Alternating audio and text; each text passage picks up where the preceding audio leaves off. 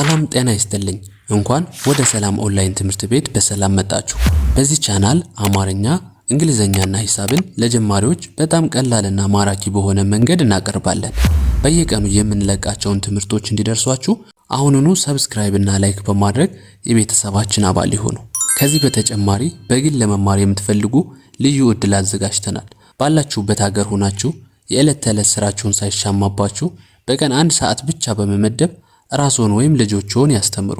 አሁኑኑ በኢሞ፣ በቴሌግራም ወይም በዋትስአፕ በስልክ ቁጥር +251 924 43 05 42 ላይ በመመዝገብ የ3 ቀን ነፃ የሙከራ ትምህርት ያገኙ። ፈጥነው ይመዝገቡ። ዕውቀት ለሁሉ። አስቀድሜ ልንገራችሁ፣ ይህ ቪዲዮ አማርኛ ማንበብ ለማይችሉ እንዲሁም መጻፍ ለሚከብዳችሁ እንዲሁም አማርኛን በእንግሊዘኛ ለማትችሉ ነው የሚሆነው። ይቅርታ ጋር አማርኛንና እንግሊዘኛን አቀላጥፋችሁ ለምታነቡ ልጆች ይህ ቪዲዮ ለእናንተ አይሆንም። ምክንያቱም የኔ ተመልካቾች ጀማሪዎችና መካከለኛ ላይ ያሉ ልጆች ስለሆኑ በተደጋጋሚ እንደዚህ አይነት ነገሮችን የምሰራው ለዛ ነው። ማንበብ ለምትችሉ ማሳለፍ ትችላላችሁ። ማንበብ ለማትችሉ ደግሞ በደንብ አድርጌ በቀላል መንገድ እንዴት እንደሚገባችሁ አሳያችኋለሁ። እስከ መጨረሻው በደንብ ተከታተሉ። ሁላችሁም የረሳችሁት ላይክ ያላደረጋችሁ ልጆች ላይክ አድርጋችሁ ቪዲዮውን ጀምሩ፣ ለብዙ ልጆች እንዲደርስ ማለት ነው። እስከ ቪዲዮ መጨረሻ አብራችሁን ቆዩ። ሌትስ ጎ። ከዚህ ላይ እንደምታዩት ባለ ሁለት ናቸው። እንግዲህ እንደምታዩቸው የመጀመሪያዋ ብዙዎቻችሁ የምትሸወዱት ምንድነው? ይሄኛው የሀ ቤተሰብ ነው እንጂ ሀ አይደለም። ይሄኛው ደግሞ የለ ቤተሰብ ነው እንጂ ለ አይደለም። ስለዚህ ስታነቡት ሀ ለ ልትሉት ሳይሆን ሁ ሉ ተብሎ ነው የሚነበበው። እነዚህ ሁለተኛ ፊደላቶች ናቸው። ሁለተኛ ላይ የሚገኙ ፊደላቶች ናቸው። መጀመሪያ ሀን እንጽፋለን። ከዚህ ከጎኑ ላይ ስናደርግበት ሁ ይሆናል ማለት ነው። ከዛ ለን ጽፈን ደግሞ አሁንም ከጎኑ ላይ ቅጥያ ስናደርግበት ሉ ይሆናል ማለት ነው። ኦኬ። ስለዚህ ይሄኛው ምን ተብሎ ይነበባል? ሁሉ ተብሎ ይነበባል። ይሄንን በእንግሊዘኛ ሌተሮች ስናይ ሁ ስንል እንግዲህ በእንግሊዘኛ እንደ አማርኛ አይደለም። 2 ሌተሮችን ነው በአንድ ላይ የሚይዘው ማለት ነው። ኦኬ። ስለዚህ ሁ ማለት ኤች ዩ ነው። ኤች ዩ ነው። ሁ የሚለው ድምጽ ኤች ዩ በሚለው ይተካል ማለት ነው። እንዲሁም ሉ ማለት ደግሞ ይሄኛው ሉ የሚለው ኤል ዩ ነው። ኤል ዩ ነው። ስለዚህ በአማርኛ 2 የነበሩት ወደ እንግሊዘኛ ስንቀይራቸው 4 ሌተሮች ናቸው። 4 ሌተሮች ናቸው። ሁሉ ብለን እናነበዋለን ማለት ነው። ሁሉ ብለን እናነበዋለን። ወደ ቀጣይ ስንሄድ ተመሳሳይ ነው። ሙ ሉ። ይህችኛዋ የመቤተሰብ ሆና ምንድነው የጨመርንባት? ቅጥያ አልናት። ስለዚህ ማን ትሆናለች? ሙ ትሆናለች ማለት ነው። በአንድ ላይ ይሄኛው ሙሉ። ሙሉ ስንል ደግሞ ኤም ዩ ሉ የቅድሙ ኤል ዩ ይሆናል ማለት ነው። ስለዚህ ይሄ በአንድ ላይ ምን ይላል? ሙሉ ይላል። ወደ ቀጣይ ስንሄድ ጡ። ኦኬ። ስለዚህ ቁጡ ስንል ደግሞ ይሄኛው ምን ይሆናል ማለት ነው? ኬዩ እንደ ቁ ይነበባል። ጡ ስንል ደግሞ ቲዩ ይነበባል ማለት ነው። ሌላው ይሄኛው ደግሞ ሉ ምን ይላል? ይሄ ሉሉ በአንድ ላይ ሉሉ። ሁለቱም ሉሉ ተመሳሳይ ነው። የለቤተሰቡ ነው ሁለተኛ ድምጽ። ወይም እንግሊዘኛ ሌተሮችን ተጠቅመን ስንጽፈው ሉ ማለት ኤልዩ ነው። አሁንም ሉ ማለት ኤልዩ ነው። ኦኬ። ሁለቱም ተመሳሳይ ነው። እቺኛዋ ስሞል ኤል ስለሆነች ነው። እቺኛዋ ደግሞ ካፒታል ኤል ስለሆነች ነው እንጂ ተመሳሳይ ነው። ኦኬ። ስለዚህ ሉሉ ስንል በእንደዚህ መጻፍ እንችላለን ማለት ነው። ሉሉ። በጣም ጥሩ። አሁን ከዚህ ላይ ዋና መለያቸውን ካያችሁ ሁለተኛ ፊደላቶች የመጀመሪያው ነገር ቅጥያ ያላቸው፣ የመጀመሪያዎቹን ከጻፍንም በኋላ ቅጥያ ያላቸው ሙሉዎችን ስታዩ ማለት ነው። በእንግሊዘኛ ሌተሮች ስንጽፈው ግን ዋና መለያቸው ሁለተኛ ላይ የሚገኙ ድምጾች ዩን ነው። ቫውል ዩን ነው። ኮንሶናንቱ ተመሳሳይ ነው። ነገር ግን ዩ ኮመን ነው ማለት ነው። ዩ ሁሌም ኮመን ነው፣ እንጽፈዋለን። ሁለተኛ ላይ የምናገኛቸው በምንቀይርባቸው ሰዓት የሁለተኛ ድምጾችን ኮንሶናንቱን ነው መያዝ የሚጠበቅብን እንጂ ዩን ነው የምንጨምረው ማለት ነው። በጣም ጥሩ። ወደ ቀጣይ ስንሄድ ከዚህ ላይ እንደምታዩት ደግሞ ባለ 3 ናቸው። አየሉ ይላል። አየሉ 2 የመጀመሪያዎቹ አሉ። ከዛ ግን ሉ የሚል የሁለተኛ ድምፅ አለ ማለት ነው። ኦኬ ስለዚህ አ ማለት ኤ ነው። የ ስንል ደግሞ ዋይ ኢ ይሆናል ማለት ነው። ሉ ኤል ዩ ይሆናል ማለት ነው። ኦኬ ከዚህ ላይ እንደምታዩት ሉ ለምንድነው ኤል ዩ ያደረግነው? ይህ ሁለተኛ ድምፅ ስለሆነ ነው። ነገር ግን የመጀመሪያ ሲሆኑ ግን ኢን ነው ቫውል ኢን ነው የሚወስዱት ማለት ነው። ስለዚህ በአንድ ላይ ስታነቡት አየሉ ይሄ እዚህ ጋር ማች ያደርጋል ማለት ነው። ሌላው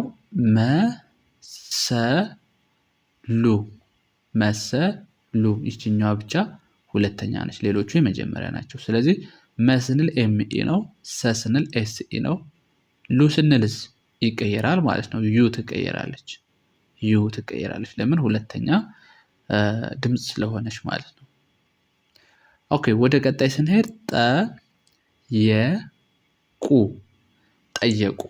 ጠየቁ ብለን ስንጽፍ እነዚህ ሁለቶቹ የመጀመሪያ ፊደላቶች ናቸው። ጠየ የሚለው ማለት ነው። ጠየ የሚለው ቁ ስንል ግን ሁለተኛ ነው። እስኪ አንድ ባንድ እናያቸው። ጠ ቲኢ፣ የ ዋይ ኢ፣ ከዛ ቁ ኬ ዩ። ስለዚህ ይሄኛው ምንድነው? ሁለተኛ ላይ የሚገኝ ሌተር ነው። ስለዚህ ቁ ስንል እንደዚህ እንጽፋለን ማለት ነው። ኦኬ ወደ ቀጣይ ስንሄድ ይሄኛውስ አ መ ጡ። ኦኬ አ የመጀመሪያ ነው፣ ኤ ነው የምንጽፈው። መ ኤም ኢ የመጀመሪያ ድምፅ ስለሆነ፣ ጡ ስንል ግን ቲዩ ነው። ለምን? ጡ የሚለው የሁለተኛ ላይ የሚገኝ ፊደል ነው ወይም ድምፅ ነው ማለት ነው። ኦኬ ይህን በዚህ ካየን ወደ ቀጣይ እንሸጋገራለን። ኦኬ ወደ ቀጣይ ስንሄድ ይሄ ምን ይላል? ኩኩ ነው የሚለው። ስለዚህ ኩ ማለት ኬዩ ነው። ኬዩ ልክ እንደ ኩ ይነበባል ማለት ነው። ይሄኛው ኩ ሁለት ኩ ስለሆነ አሁንም ይሄኛው ኬዩ ይነበባል። ስለዚህ ሁለቱ ኩኩ ብለን እንጽፋለን በእነዚህ ማለት ነው። ይሄኛው ደግሞ ቱ ሁለት ናቸው። ነገር ግን በእንግሊዝኛ ስንጽፋቸው ቲዩ ባንድ ነው ማለት ነው። ቲዩ ቱ ይሆናል። አሁንም ቲዩ ቱ ይሆናል። እዚህ ጋር አሁን የምታዩዋቸው ቲ ይችኛዋ ስሞል ስለሆነች ነው። ይችኛዋ ደግሞ ካፒታል ስለሆነች ነው እንጂ ተመሳሳይ ነው ማለት ነው። ኦኬ ይህን ይመስላል። ወደ ቀጣይ ስንሄድ ዙሩ ምን ይላል? ዙሩ ባንድ ላይ ማለት ነው። ዙሩ ስንል ዙ ማለት ዜድዩ ነው። ሩ ስንል ግን አሁንም አር ዩ። እነዚህ አሁን ቫውሎቹ አልተቀየሩም፣ ዩ ናቸው በሙሉ ማለት ነው። እሺ ሌላው ዱሩ ስንል ዱ ማለት ዲዩ ነው። ሩ ስንል ደግሞ አር ዩ ነው። በአንድ ላይ ምን ይላል? ዱሩ ብለን እናነባዋለን ማለት ነው። እሺ ይሄኛው ቁሉ እንደ ቁ ልናነባት የምንችላት ኬዩ ነው። ሉ ማለት ደግሞ ኤልዩ ነው። ቅድምም አይተነዋል። በአንድ ላይ ቁሉ ብለን እናነባዋለን ማለት ነው።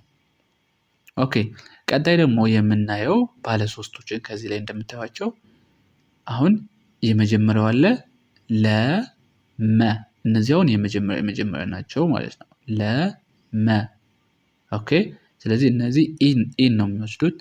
ለኤልኢ መ ኤምኢ እነዚህ በእንደዚህ ትጽፋላችሁ። ኑ ስንል ግን ይችኛዋ ኑ ማለት ሁለተኛ ድምፅ ስለሆነች ኑ ኤንዩ ነው የሚሆነው። ኤንዩ ይሆናል። ለመኑ ይላል። ለመኑ ብላችሁ ታነቡታላችሁ። ሌላው ሰፈ። እነዚህም የመጀመሪያ ድምፆች ናቸው ወይም የመጀመሪያ ፊደላቶች ናቸው ማለት ነው። ከዛ ሰፈ ስንል ኤስኢ፣ ሰፈ ስንል ኤፍኢ በአንድ ላይ ሰፈ ይላል። ሩ ስንል ግን ይችኛዋ ሩ ሁለተኛ ድምፅ ስለሆነች አር ዩ እንደዚህ ነው የምናነባው። በአንድ ላይ ይሄንን ሰፈሩ ብለን እናነባለን ማለት ነው። ሌላው ቀመ ከዛ ሩ ምን ይላል? ቀመሩ። ይሄኛው ቀመ ማለት የመጀመሪያ ናቸው። ኬኢ ኤም ኢ ምን ይላል? ቀመ ቀመ። ኦኬ ከዛ ሩ ስንል አር ዩ እንጽፋለን ማለት ነው። በጣም ቀላል ነው። ሁለቱም አንድ የመያዝ ብቻ ነው የሚጠበቅባችሁ። ሁሉንም በዛ መንገድ ማለት ነው። ወደ ቀጣይ ስንሄድ ፈተሉ ፈተሉ። ፈተ ስንል የመጀመሪያ ስለሆኑ ፈኤፍኢ ተቲኢ ይሆናል። ሉ ስንል ግን ምን ይሆናል? ኤልዩ ይሆናል ማለት ነው። ሌላው ይሄ ምን ይላል? አረቡ ይላል ማለት ነው። አረ ስንል ኤ ልክ እንደ አ ትነበባለች። ረ ስንል አርኤ፣ ቡ ስንል ግን ቢዩ። ለምን? ሁለተኛ ድምፅ ስለሆነች ቫውል ዩን ይወስዳል ማለት ነው። ኦኬ ስለዚህ ቢዩ ልክ እንደ ቡ ማንበብ እንችላለን ማለት ነው። ኦኬ በጣም ጥሩ። እንግዲህ ይህንን ካየን እስኪ በመጨረሻ ደግሞ አንድ ጊዜ ፈጠን ብዬ አነብላችኋለሁ።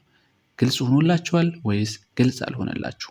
እንግዲህ መልሱን የምታገኙት ይሆናል ማለት ነው። በደንብ ተከታተሉ። ከመጀመሪያው ጀምረን እናነባዋለን። ሁሉ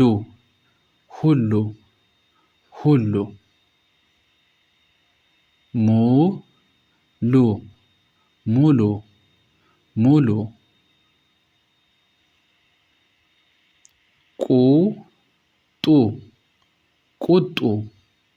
ቁጡ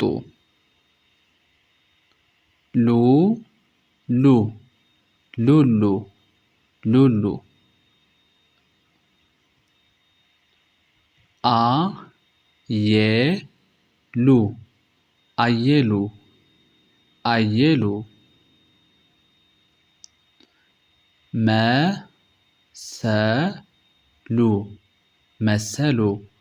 መሰሉ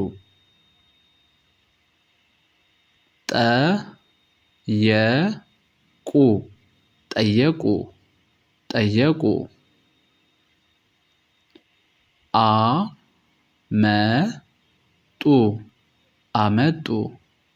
አመጡ ኩኩ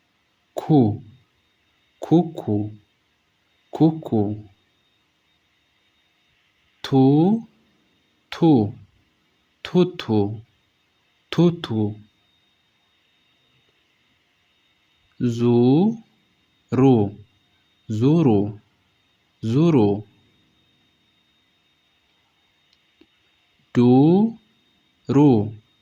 ዱሩ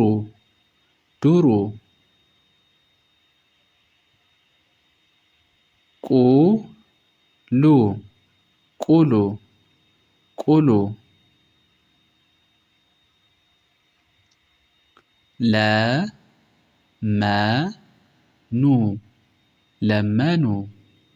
ለመኑ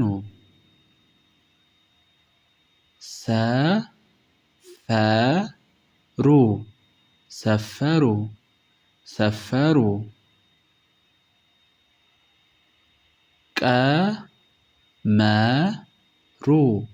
ቀመሩ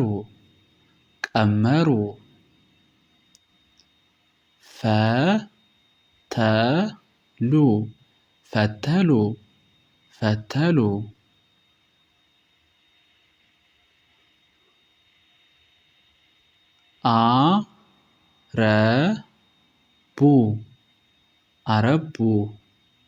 አረቡ።